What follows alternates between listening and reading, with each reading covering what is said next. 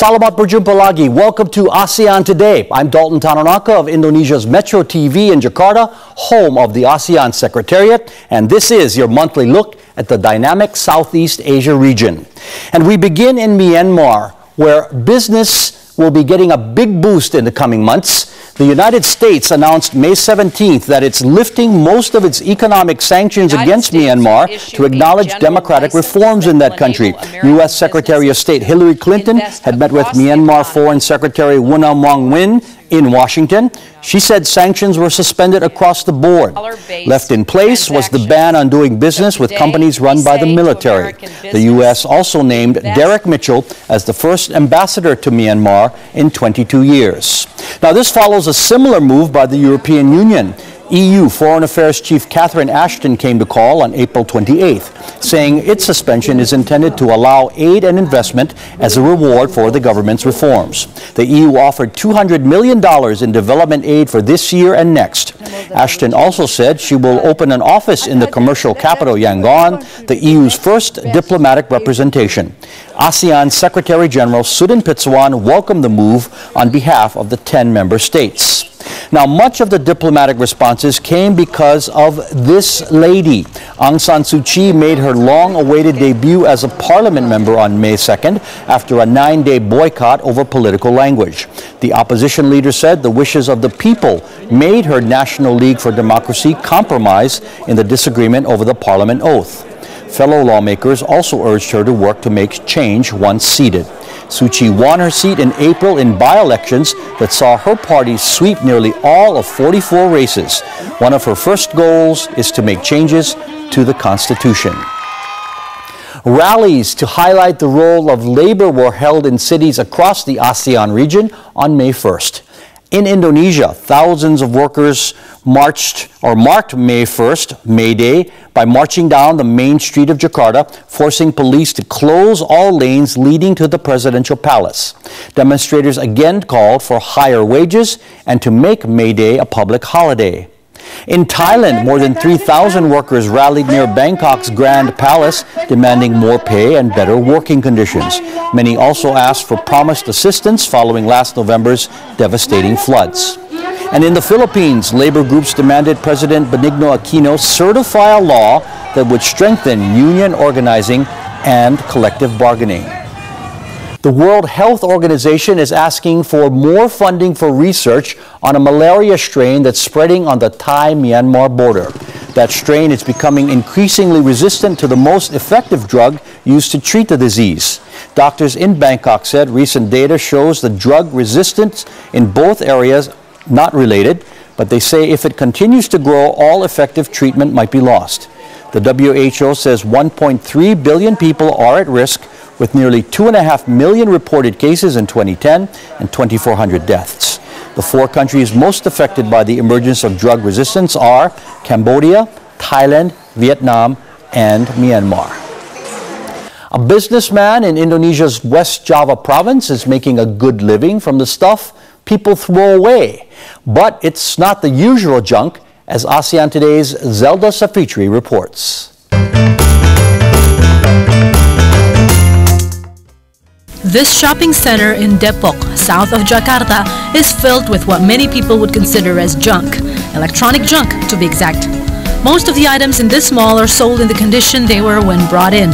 Each sale is non-refundable. Only a few items such as television sets and computer monitors are repaired before being sold to customers. Kalau mongsok ini aku tahu dari teman-teman aja. Udah gitu. Kata mereka kan coba cari barang-barang yang agak langka itu, yang agak susah dicari di pasaran, di mongsok ini. Kalau untuk elektronik, terutama yang berhubungan sama tabung, itu pasti ada merkurinya. Nah, saya yakin kalau, karena ini barangnya utuh, nggak tersebar, artinya pembuangan limbahnya juga individu yang beli, ya insya Allah lebih aman. Dibanding ini ditumpul di sampahan gitu di luar, jadi kita bisa pakai ulang. The owner has always had a passion for electronics. Working as an electronic repairman for 7 years, he opened this junk mall in 2009. And now he says grosses $10,000 a month. Barang ini datang dari berbagai macam kalangan. Pertama ya dari orang pribadi yang mau pindah rumah, kemudian dia mau bongkar rumah, terus dari instansi pemerintahan kayak sekolah, kemudian dari instansi pemerintahan, terus dari kantor-kantor, dari gedung-gedung. The government supports recycling efforts such as this, but officials say not everyone can accept electronic junk for parts or resale purposes. Permits are required. Bisa diolah oleh pihak ketiga langsung melalui pengumpulan yang tadi misalnya di Depok itu sudah ada ya. Itu dia bisa mengajukan izin untuk pengumpulan sebetulnya sebagai pengumpul resmi. Agi and his 3 workers are constantly busy in a world where technology makes items obsolete faster than ever. And that's just fine with him, an entrepreneur doing good business on the old saying is treasured. Zelda Savitri for ASEAN Today, Jakarta. ASEAN Today will continue shortly. She likes speed and regularly beats the boys. Indonesia's race car queen Alexandra Asma Subrata next.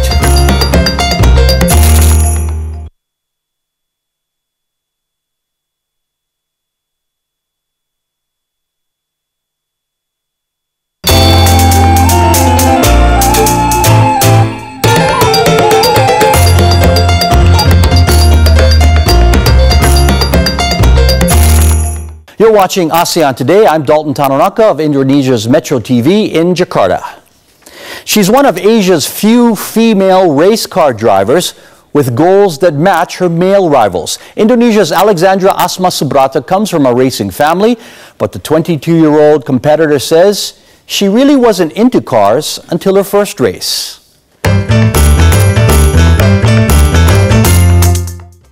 I started racing when I was 12, but the funny thing is, it never crossed my mind that I will be a racer. Yeah. Because? Because I began racing because my dad pushed me to do it, but I never really thought I would be this far. Yeah. Once you got into it, once your dad got you into that go-kart, is how you started, you liked it. Yeah, I just like it. I don't want it at the first time because I feel weird because I'm a woman and the racing motorsport You don't have thing. brothers? You don't have brothers? I do have brothers, but he's too tall, almost 2 meters. Yeah, he's just not proper. So you're the only child that could be a racer? I'm the last child, so the last chance. And what about racing did you suddenly realize that you liked? Yeah, it's hard to tell because I don't know. It's just an amazing feeling to be behind the wheels on the track. Is it power or is it speed or is it what? I love the speed. I just love the speed. You like driving fast? Who doesn't? That's true. Yeah, who doesn't? But in the road, with the road car, I don't really go that fast. Yeah. When you're home on break? Yeah, even, night, it's not that, the traffic is not that bad. I don't really go fast because I'm scared. Yeah, I can tell that I'm not really gentleman, I'm not really extreme in road car. Okay, so yeah, I guess you don't want to dress up in all your padding and your helmet to go out to the mall. Yes. Yeah, okay. Where are you now in your racing level? Tell me about that and what success you had this past year. I started with go-kart from 2001, national, and then I go Asian. I won that a couple times, and now I'm in Formula Asia. I race in Formula Renault Asia and Formula Abarth Asia. This is 3 levels below F1. I could say that. Which is your goal, and any race driver wants to race at the top level, is that correct? Yeah, most of the Formula racer wants to be the F1, but it's not that easy to get there, so it's only like 22 seats in F1. Yeah, you know that a lot of racer in this world, right? Yeah, you have to fight really hard to get there. And I guess you have to be realistic with your chances, right? I mean, sponsorship, also that you're a woman, which there are some barriers, right? Yes, but it's still possible, but no, it's not that easy because I'm Asian, I'm Indonesian, and F1 is too political. They prefer, of course, they prefer European driver. Yeah. There's no woman in F1 right now. No. So what will it take for you to get there? Of course, I have to have a good career. I have to, maybe I go to GP3 or GP2. I think trophy and winning is not enough to get to F1. I have to have a good sponsor, a big sponsor to go to the F1.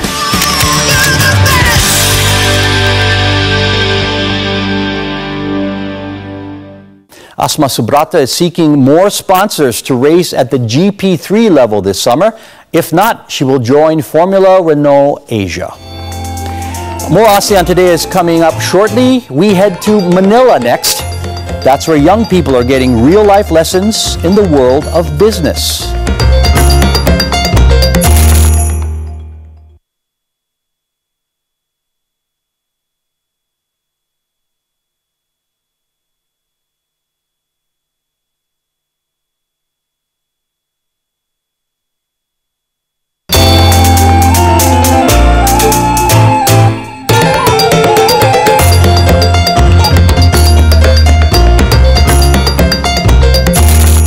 This is ASEAN Today, the program on the world's most dynamic region.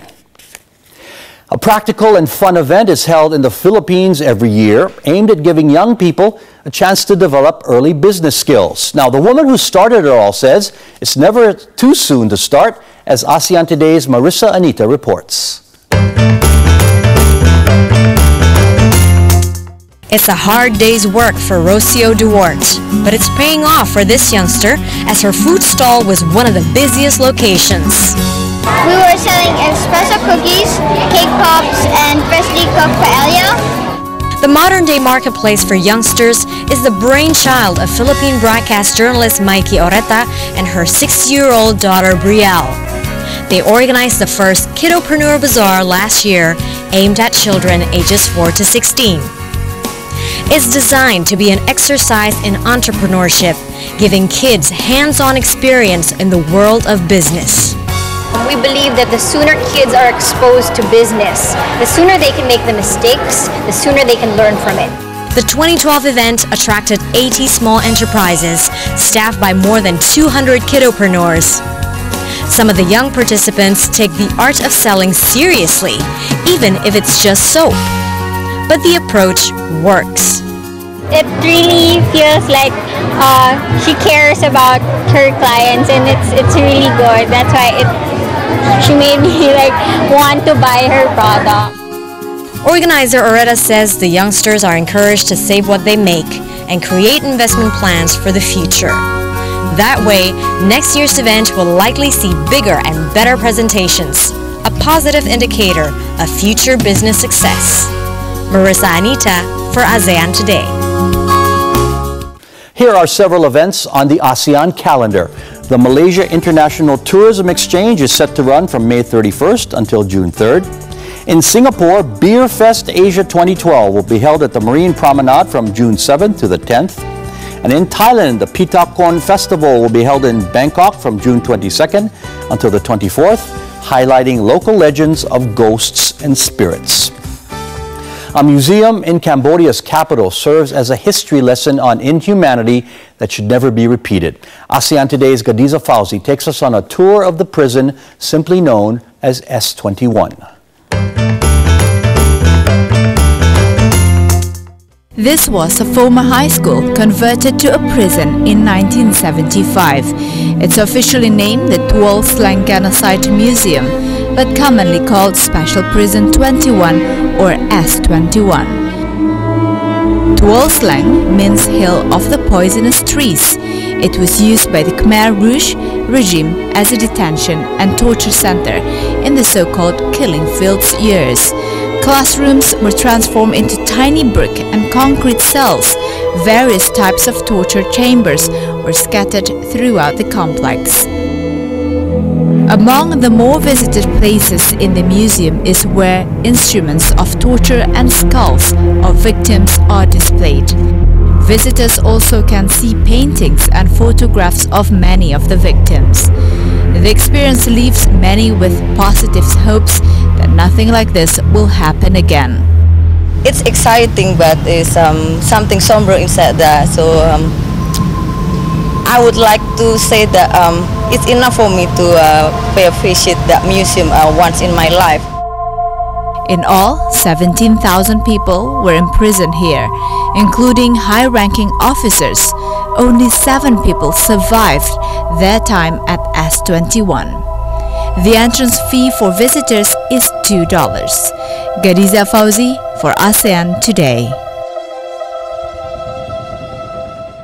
We love to get your feedback on ASEAN Today. Mohammed posted this on our Facebook page. ASEAN Today is really good stuff. Hope you can report on campus activities in ASEAN too. Well, good idea, Mohammed. Young people are the future of ASEAN. This was posted on our Facebook page by a group called the ASEAN Community. We love your show and wish you good luck. We appreciate that support. Let us know what you're thinking. You can email us at aseantoday.tv@gmail.com, post something on our Facebook page, or tweet us at ASEAN Today TV. Bird's nest soup is a popular and pricey item on Chinese menus, and one town in Thailand is a serious supplier for that special dish. Here in Ranong, these specially built structures are home to the birds that produce the key ingredient. Each of these bird condos costs as much as $100,000 to build. There are about 20 in Ranong. The swiftlet birds use their saliva to build their nests in these structures, and it's this secretion that's used in making the gourmet item. Eating bird's nest soup is believed to bring good health and sexual power. One bowl can cost as much as $33. And that is this month's edition of ASEAN Today. Terima kasih. I'm Dalton Tanonaka of Indonesia's Metro TV in Jakarta. Please join us again next month.